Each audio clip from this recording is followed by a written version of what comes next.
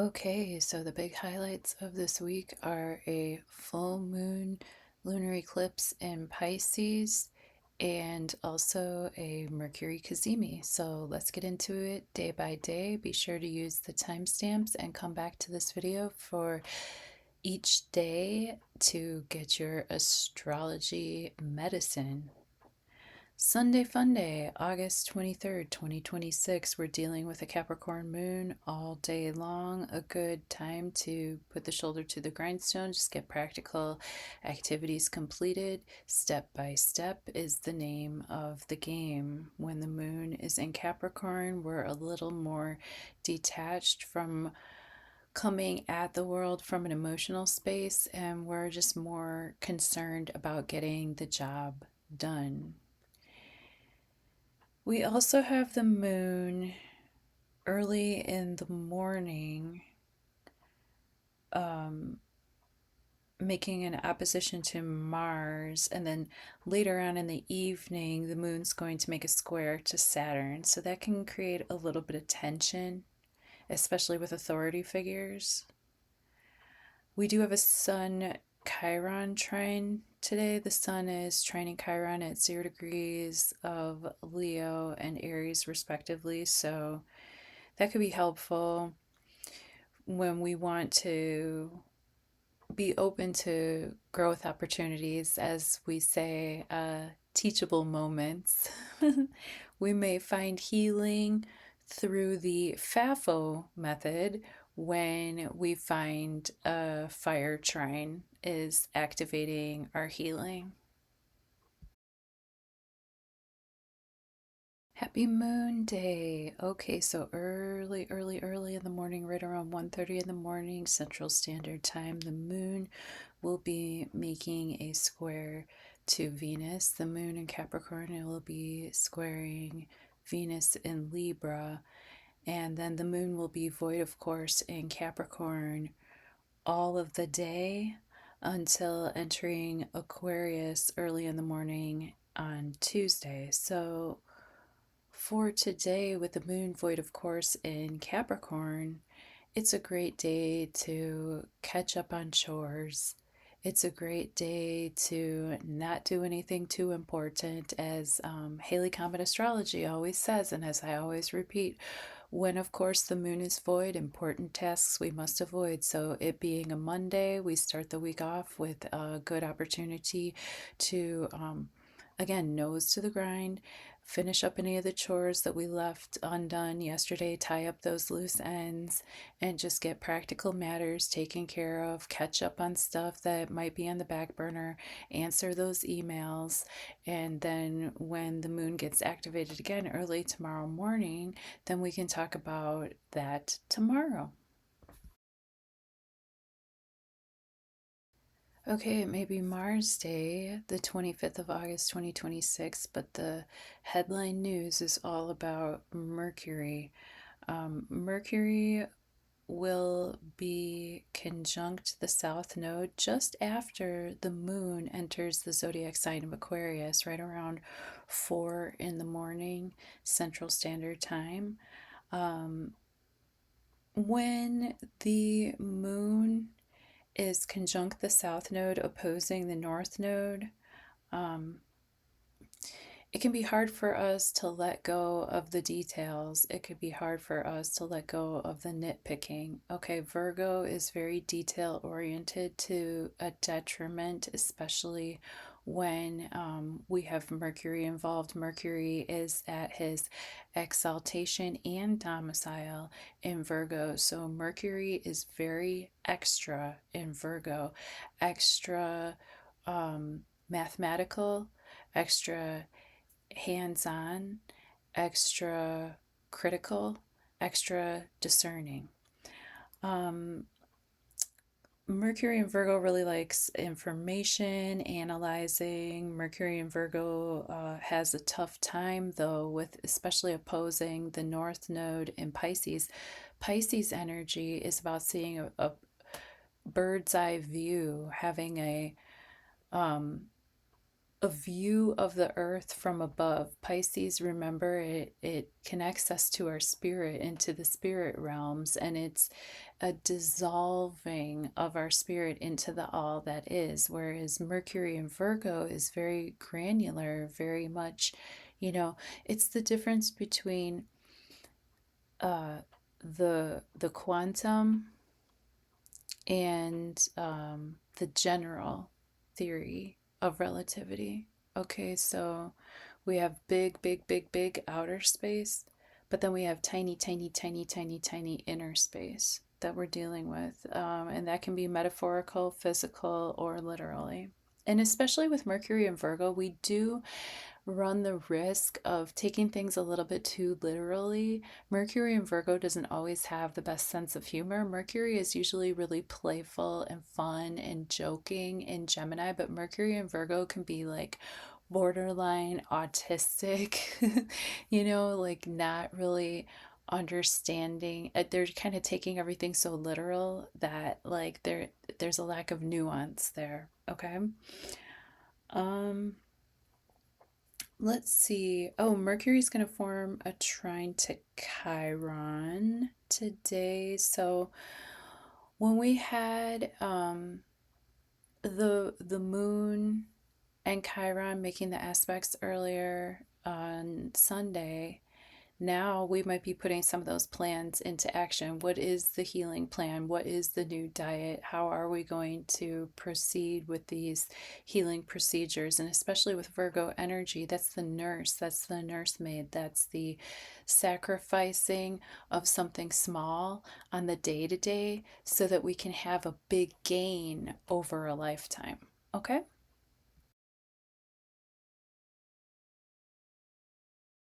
Mercury Day, 26th of August, 2026. We have the moon in Aquarius for most of the day until it goes void of course around 4 p.m. Central Standard Time. So, with the Aquarius moon, now we're able to think outside of the box. Now we're able to feel differently. Now we're seeing some of the maybe health conditions or day to day conditions or neighborhood conditions or anything that Mercury or Virgo would be ruling, especially with those aspects, like we said to Chiron, bringing up points and opportunities for healing. And then with that Aquarius moon, we're able to actually use our intellect to coalesce with our environment, to cooperate with the group, to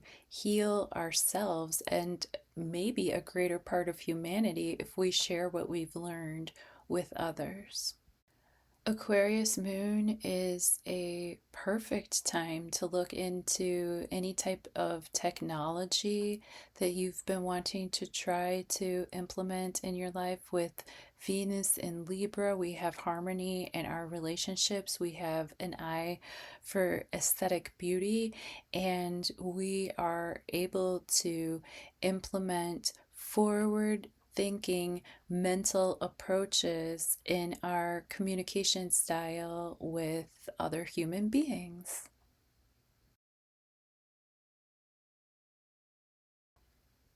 Thursday, Jupiter Day, 27th of August, 2026. The main event is going to be that full moon lunar eclipse in Pisces coming in at 4 degrees and 54 minutes of Pisces, with the sun opposite in Virgo, respectively, at 4 degrees and 54 minutes of Virgo. Let's get into it. Well, most of the day, the moon is void of course in Aquarius. So, again, when the moon is void of course, we're wrapping up, we're finishing up some of the chores or ideas that we didn't get a chance to complete when the moon was in Aquarius yesterday. And we're continuing on, just on that thought train, working with our technology instead of against it, thinking forward towards the future, doing things now so that my future self says thank you, thinking outside of the box. I know that that is such a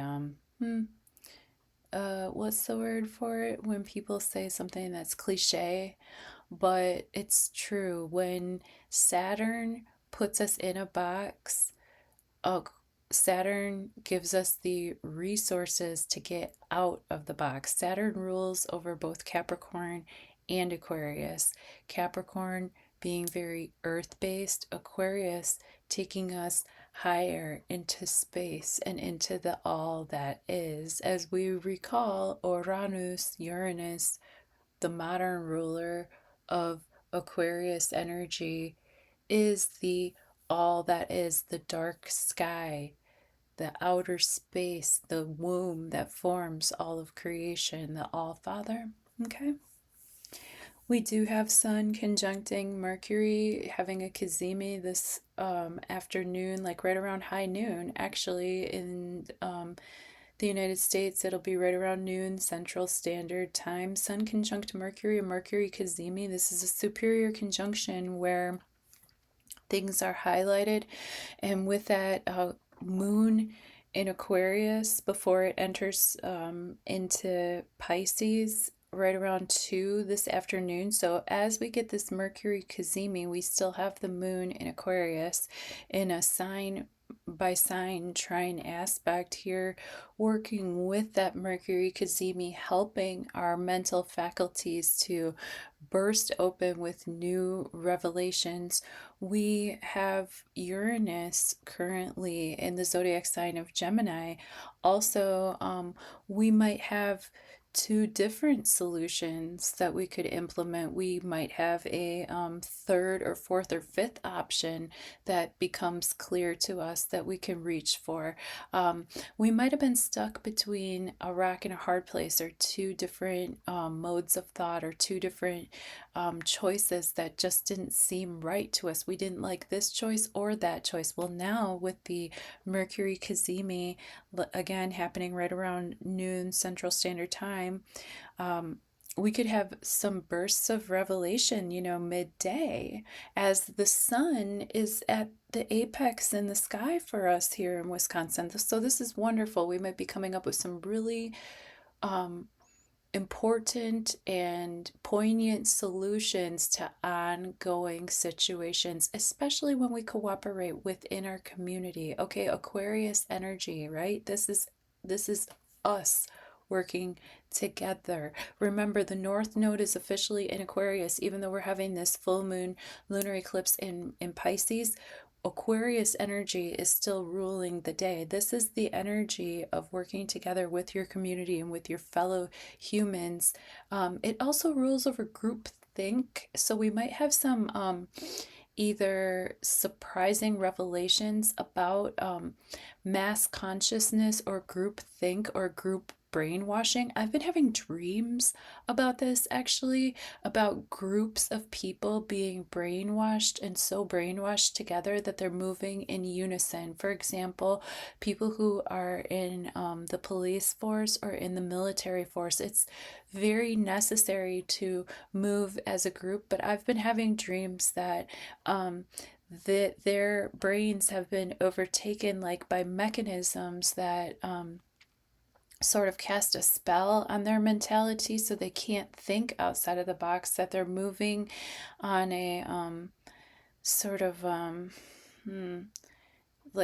yeah, on a group think, but not in a healthy way. So we can reflect on all of this before the full moon lunar eclipse in Pisces, which is going to close out a different element of our life. Might bring some death aspects. We might have, this entire series. If you want to go look back to your life, starting right around September 2024 is when this series of Pisces and Virgo eclipses, this last series, began for us.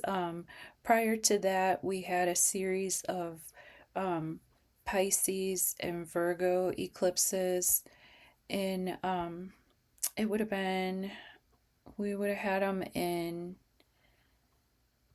2015 to 2017, 2006 to 2008, 97 to 98, 87 to 89, and 78 to 1980. So this is actually the eclipse cycle that brought me into life. Okay, this is the first eclipse cycle that I was here on Earth for. So you can think back to those decades and what were you doing at that time? Now, this past eclipse cycle that we're dealing with finishing up now, we're going to finish this eclipse cycle up on February 20th, 2027, but it started on September 17th, 2024. Do you remember what was going on then and what themes keep coming up between Pisces and Virgo in your life between then and now? For me, at that time, my best friend died. My birthday friend, my friend that I always celebrate my birthday with. Our birthdays were 4 days apart. We grew up together.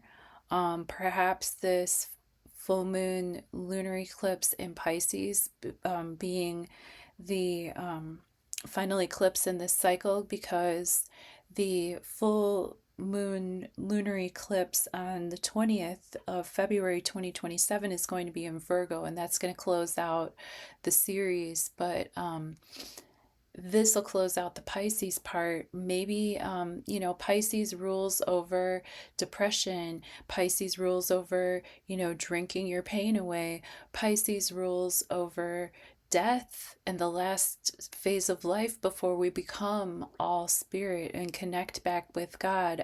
Pisces has to do with our dream space. Pisces has to do with our creativity, but Pisces also has to do with like just this heart of compassion and an outpouring and crying, over what has been completed, the cycles that have been completed. So perhaps this full moon lunar eclipse in Pisces is going to help me heal my depression over that event. In September, at the end of September, my friend died, and at the same time, my dog, who I had, he was 18 years old at the time, he was dying also.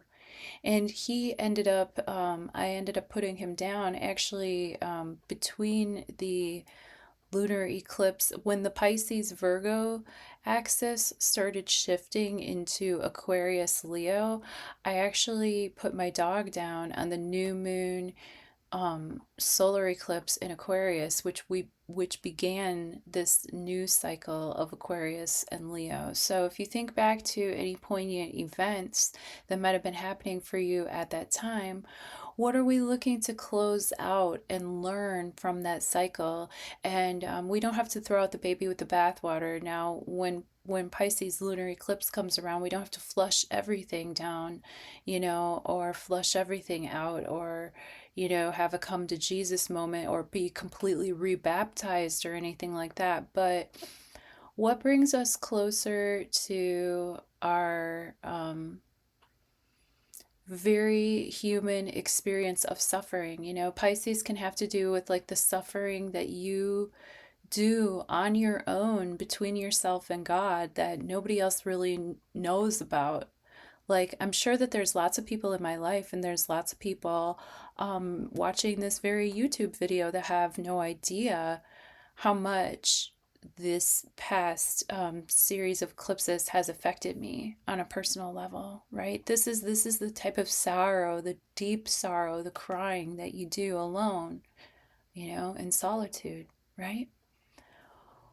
Tears are prayers. I heard it somewheres. I made a video about that. Maybe I'll put a little link on here. So probably we will be doing a live stream for this full moon lunar eclipse in Pisces. So I will not belabor the point. I'll let you go click on that live stream and learn much more about this lunation in detail.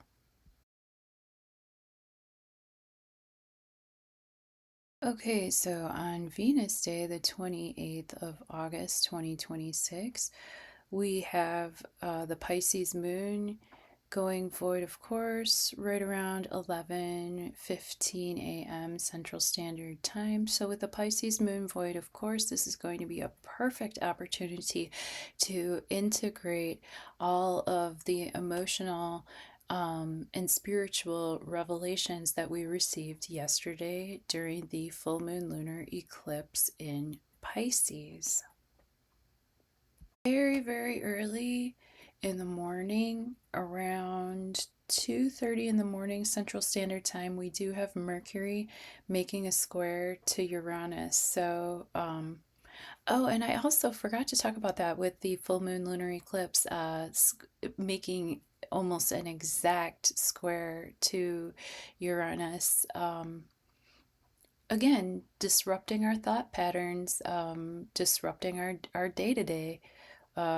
Our emotions may be getting the better of us because we have to deal with surprises. And some of the surprises could be happy accidents, but some of the surprises could seem very jarring at first until we are able to wrap our heads around the solution aspects and implement those, which, like I said, on a day like today, on the 28th of August 2026, we might just be integrating the revelations that we received overnight and into the morning, seeing as that full moon lunar eclipse in Pisces was so late at night.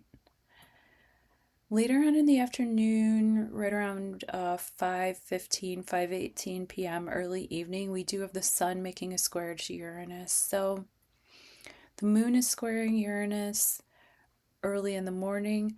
The sun is squaring Uranus early in the evening. So after our emotions get a little bit of a kickstart or get a little bit of a surprise or a reboot, now we have our egos having to either take the win or the L, depending on how the lightning bolts of Uranus decide to strike and illuminate our process. But it's sort of like a flash in the pan, and then it's gone again.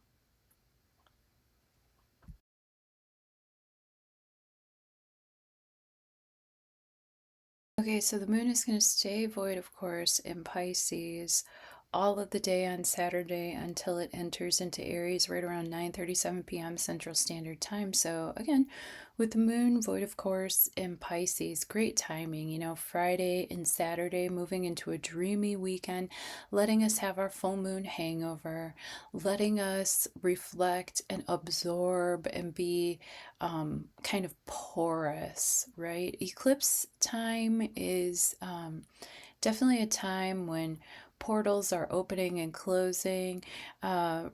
Versions of reality and veils of reality become a little bit more porous. This would be a great time to watch a movie, great time to, with the moon in Pisces, um, do any type of beautification.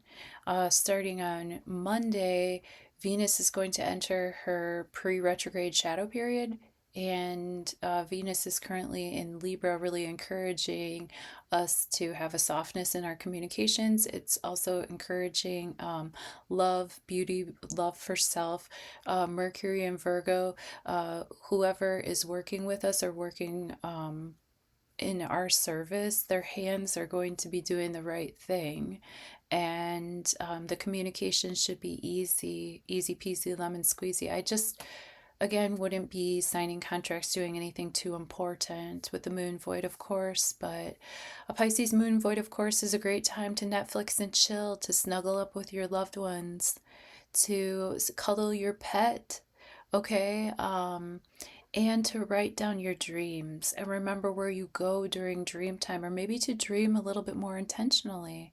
Okay, the moon will be entering Aries tonight. So, again, we might have some more aggressive dreams this evening, or we might have some restlessness or an inability to relax and go back to sleep with the moon in Aries overnight there. So, enjoy that Friday, Saturday dreamy kind of time when we're just coming off of that full moon and we're coming down from that high. All right.